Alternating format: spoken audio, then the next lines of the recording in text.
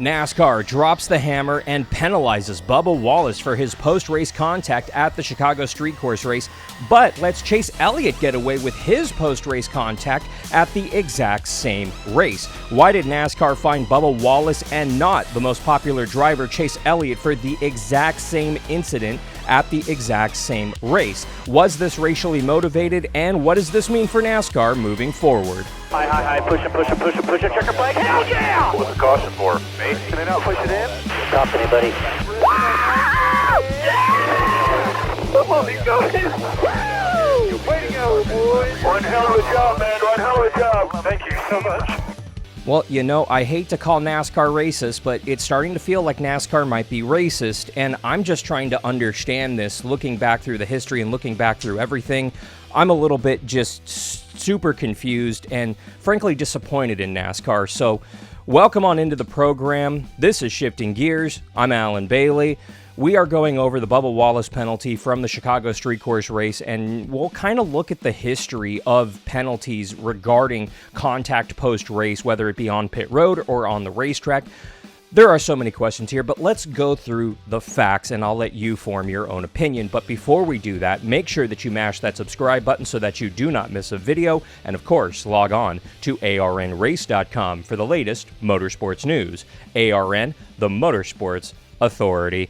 NASCAR today fining Bubba Wallace for his post-race contact with Bubba Wallace and the eventual winner, Alex Bowman, during the cool-down lap at the Chicago Street Course race. Now, this was payback for earlier contact in the race. Earlier in the race, Alex Bowman admitted he was messing with his windshield settings and unfortunately wasn't paying attention, made a mistake, and unfortunately took out the 23 of Bubba Wallace, effectively ending their day at a good run.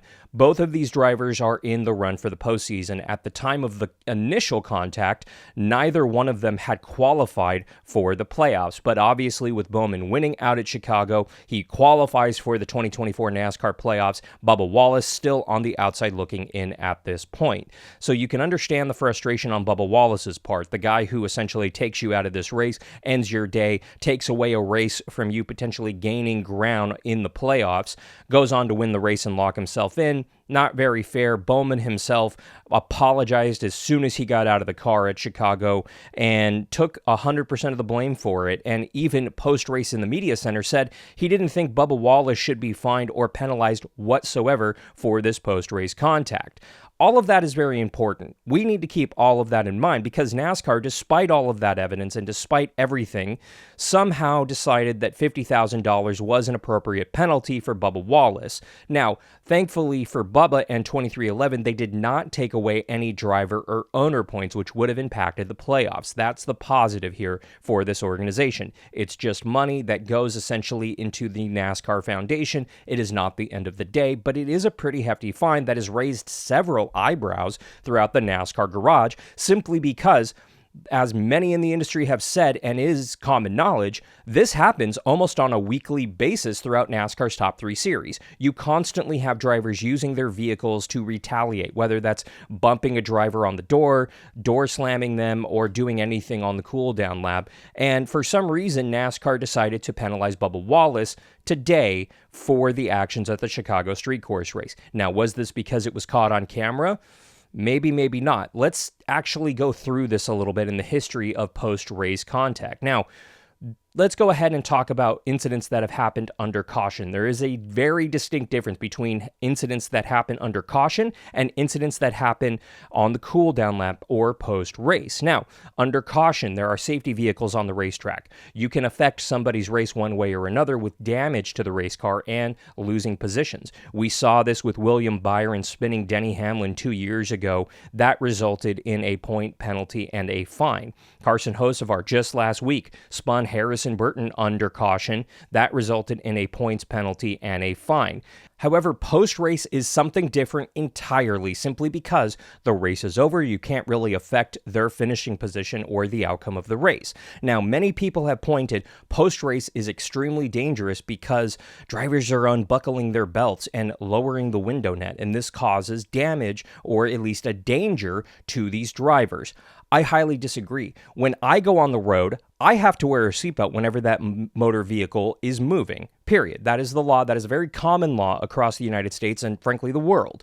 Why do NASCAR drivers get to take off their seatbelts when they're on the cooldown lap? I've never really understood that. Keep your belts on for incidents like this and for safety, frankly. I think NASCAR should implement a rule that says you should have your seatbelt on fully and not loosen it, not adjust it until you're stopped on pit road, and a NASCAR official gives you the thumbs up to go ahead and remove those belts. Now, this might cause controversy, but I do think that this is a safety issue, and if NASCAR truly does care about the safety of these drivers, then they would implement a rule like this. We've seen other incidents be fined. We saw last year at Circuit of the America, Daniel Suarez getting into Alex Bowman on pit road resulted in a $50,000 fine. Brad Keselowski, even 10 plus years ago, got into Matt Kenseth and Tony Stewart entering pit road. That resulted in a fine. However, there's been more incidences where NASCAR drivers were not fined for doing this exact same thing. Notably, and this name's going to come up a lot today, Chase Elliott getting into Daniel Suarez post-race at Chicago in 2024, the exact same race that Bubba Wallace was fined for his contact. Now, a lot of people are saying, well, the history might have played a factor in this, the history of Bubba Wallace retaliating on the racetrack. Just like Chase Elliott did in Charlotte of 23 when he right-hooked Denny Hamlin into the outside wall, resulting in a one-race suspension by NASCAR? Yeah, Chase Elliott and Bubba Wallace, I would say, on paper, have almost the exact same rap sheet and the exact same reputation as being the quote-unquote hotheads that retaliate on the racetrack and let their emotions get the best of them. The only difference is one driver happens to be black and the other one is white and NASCAR's most popular driver because his father was NASCAR's most popular driver at one point. You gotta love Nepo babies. Earlier this year, Martin Truex Jr. getting into his teammate Denny Hamlin on the cooldown lap out at Richmond, no penalty whatsoever. Martin Truex Jr. getting into Jimmy Johnson on the cooldown lap at the Roval in 2018, no penalty whatsoever for that one either. Denny Hamlin interrupting Alex Bowman's burnout celebration at Martinsville in 2021. No penalty whatsoever for anyone there. Chase Elliott getting into Denny Hamlin at Martinsville in 2017, putting him in the wall several times with the window nets down. The safety, no penalty there as well. I sincerely want to know what made all of these incidences where NASCAR did not fine or penalize their drivers for doing this exact same thing make it different than what Bubba Wallace did to Alex Bowman Sunday at Chicago. Sincerely, NASCAR, please answer this. Please explain this to me because it makes no sense. If you're going by history, if you're going by safety, then you should not have fined Bubba Wallace whatsoever. If anything, fined Alex Bowman for potentially loosening those belts under the cooldown lap because that, to me, is a bigger safety issue than Bubba nudging Bowman on the cooldown lap. Sincerely. A lot of people online were speculating, well, it was premeditated. It was premeditated revenge because there was several hours between the initial incident and the payback. So because it was raining in Chicago, Bubba Wallace is going to go ahead and get penalized, but Chase Elliott at Martinsville in 2017 doesn't, or Chase Elliott doesn't have to, even though the incident was within minutes at Chicago 2024? It makes no sense. That argument is 100% invalid in my opinion. Something that NASCAR used to do that they've got away from in the past decade or so is put drivers on probation. What would happen is whenever these drivers would have an incident, they would fine them either points, money, or both, and then put them on probation for the rest of the year. Meaning, if you do something else from this point on until the end of the season, you're out for a number of races. And it seemed to work, honestly, for a number of years. It deterred drivers from doing something stupid on the racetrack or off the racetrack, and it really helped to police the sport. I do think that probations need to come back because, frankly, that might have been the thing to do here. Just put Bubba Wallace and Chase Elliott, for that matter, on public probation, not the double secret probation that NASCAR did over 15 years ago, but publicly say, hey, either of these drivers get into it on the racetrack with anyone or do anything fishy anywhere on the racetrack or off the racetrack, they're going to be out for a race. I do think that that might have been a better call here. Others have said maybe 5,000 or 10,000, 15 most for this incident, and I do think that that would have been a better fine than jumping straight to $50,000.